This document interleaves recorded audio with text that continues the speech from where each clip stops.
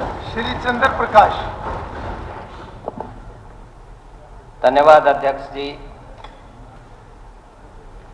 आपने मुझे बजट पर बोलने का मौका दिया। बजट प्रस्तुत हुआ, पढ़ा गया और बहुत ही मेजें थपथपाई गई, अभी भी थपथपाई जा रही हैं। और इतना बड़ा बुकलेट, मैं भी प्रशासनिक अधिकारी रहा हूं, बजट पढ़ते रहे हैं, लेकिन हमने सोचा कोई बहुत कुछ निकल के आएगा। इसको पढ़ने के बाद बीपीएल जो परिवारों की संख्या, जैसा सब पहले भी चर्चा हुई है, काफी बढ़ोतरी हुई है, वो 1.5 साल में हुई है। उनको किस तरह से उनका उत्थान हो, कोई चर्चा नहीं है इसमें। अनुसूचित वर्ग, पिछड़े वर्ग की किस तरह से उनको उठाया जाए, कोई इसके अंदर ठोस किसी किस्म की प्रपोजल नहीं है। किसानों की दशा सुधारने की बात, क्या होता है कि जब किसान खेत में बुआई करता है, उसको बीज मिलना चाहिए, दवाई मिलनी चाहिए, सिंचाई की बात होनी चाहिए, उसके खालों को ठीक करने की बात होनी चाहिए। डिस्ट्रीब्यूटरीज हैं, कहाँ से कहाँ लिंक होती है, उनकी क्या कंडीशन है, उस पर बात होनी चाहिए। पानी भी नहीं पहुंचता। जब फसल, भगवान बारिश करता है और फसलें तैयार होती हैं, और बाद में जब वो किसान मंडी में लेकर के आता है, तो वहाँ पे एमएसपी पे लेने में भी मुश्किलें उसको आती हैं, बेचने में भी मुश्किलें आती हैं। मेरे बारासमंद एक बहुत बड़ा गांव है आदमपुर हलके का, उसमें 15 एकड़ में मंडी है। सन 75 से उस मंडी को जाके देखें, वो बंजर बाउंड्री वॉल टूटी हुई है, जंगल खड़ा है, क्योंकि बालसमंद है वो राजस्थान से लगता हुआ बॉर्डर पे गांव है। जब राजस्थान में हम हरियाणा से एंट्री करते हैं और राजस्थान का जब सीन देखते हैं, तो जातियों के पेड़ होते हैं, टिब्बे होते हैं, एक बदलाव सा आता है कि कुछ चेंज आया। बट यहाँ पे उलट है। जब राजस्थान से बालसमंद में आते हैं, वो बिल्कुल रोड पे मंडी है। इसी तरह से युवाओं को रोजगार देने की बात, धरातल पर आम आदमी की क्या जरूरतें हैं, उनके मद्देनजर रखते हुए सड़कें, बिजली, पानी, शिक्षा आदि के क्षेत्रों में किसी तरह का कोई ठोस प्रस्ताव इसमें नहीं है। आप ध्यान से पढ़ेंगे, सभी विभागों के बारे में बातें कही गई हैं, लेकिन महज एक चर्चा की गई है। मैं आपको बजट भाषण के पैरा नंबर 11 के बारे में बोलना चाहूंगा। आपने बीपीएल का इसमें जिक्र किया है और प्रति व्यक्ति आय 3,53,181 रुपए का अनुमानित इसमें फिगर दी गई है। और दूसरी तरफ हमारा जो बीपीएल का राशन लेने वालों का जो बीपीएल कार्ड हैं, वो काफी हैं, 52 लाख के करीब है। मतलब एक तरफ तो पर कैपिटा इनकम, प्रति व्यक्ति आय, और दूसरी तरफ इतना बीपीएल का नंबर में एक जंप आना, ये कहीं ना कहीं आंकड़ों का खेल है। ये बड़ा गंभीर विषय है।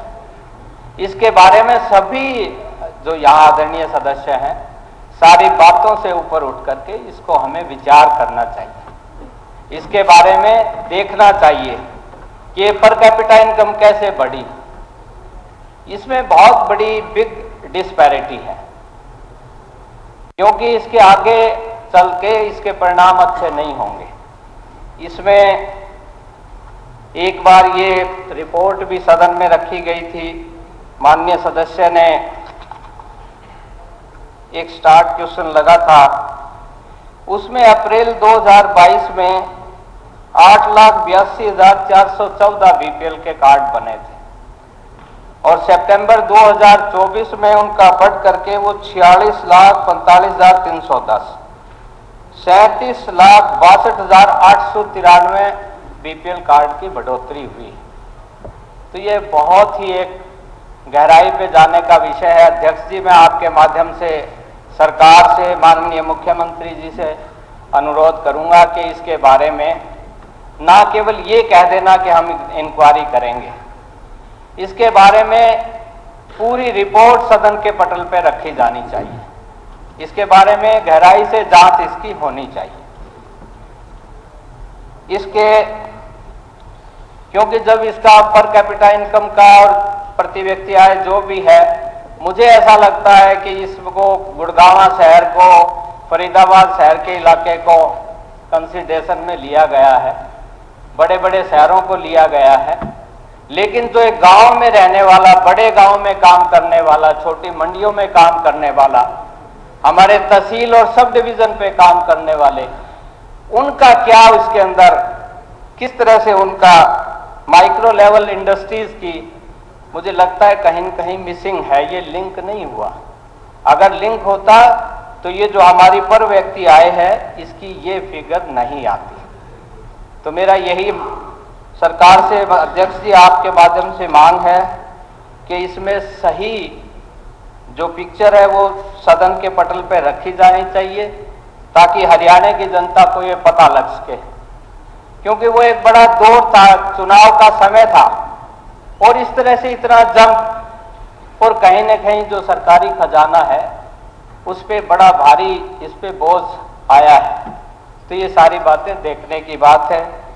दूसरा, मैं आपके सामने अध्यक्ष जी, इसमें अनुसूचित वर्ग, पिछड़े वर्ग के बारे में भी बजट के आंकड़े इसमें दिखाए गए हैं। इसमें कोई ज्यादा ऐसा कुछ बजट नहीं प्रोविजन किया गया कि जिससे बहुत बड़ा, क्योंकि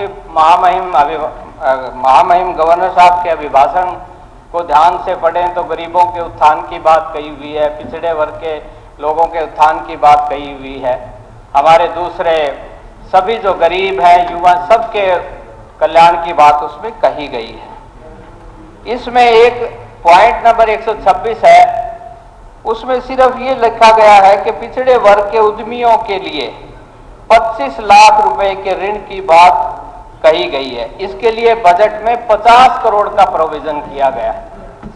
आप 25 लाख एक एंटरप्रेन्योर को पैसा दिया जाएगा, 50 करोड़ में कितने लोग आए?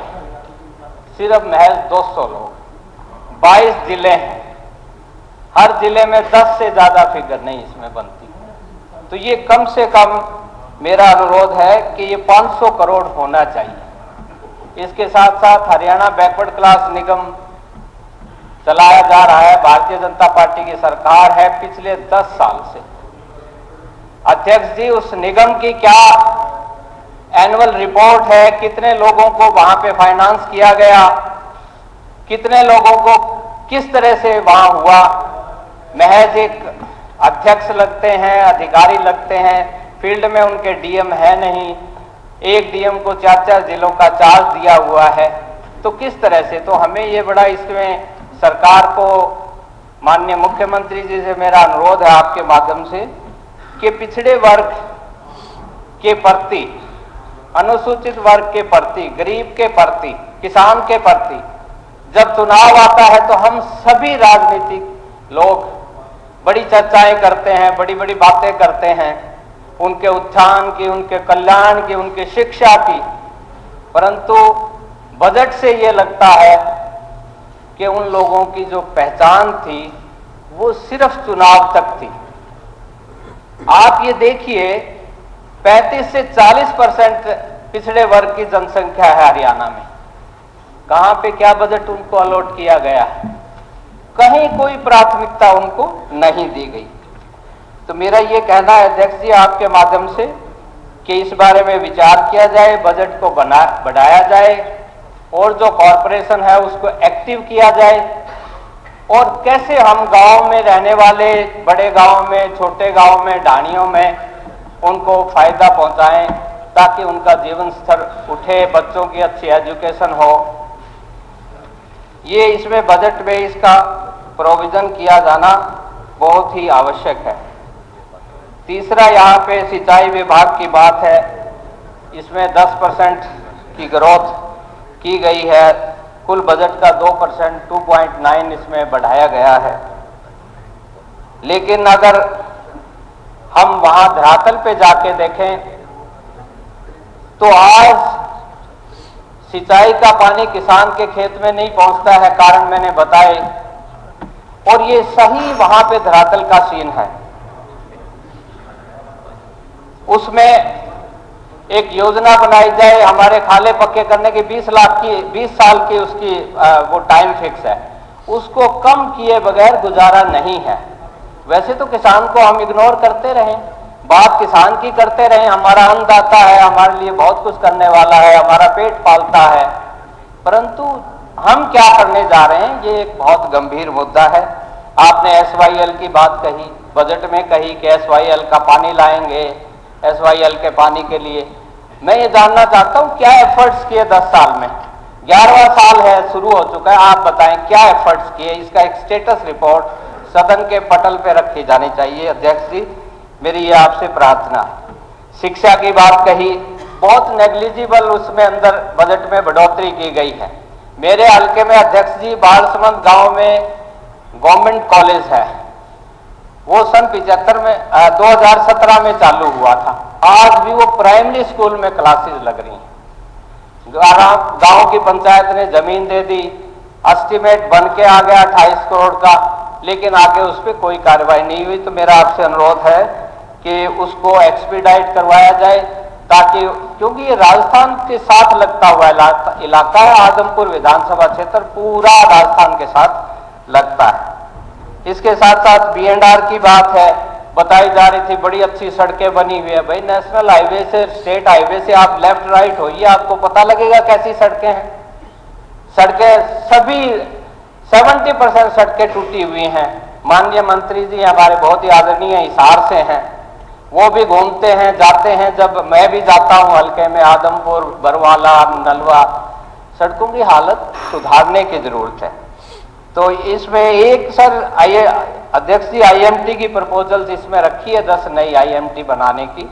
तो मेरा ये है कि एक IMT हिसार, भिवानी, फतेहाबाद, और क्योंकि ये सेंटर है वहां का, एक IMT का स्थापना हिसार में की जानी चाहिए थी। इसके साथ साथ पब्लिक हेल्थ की बात है, इसमें आज वो सीन नहीं है।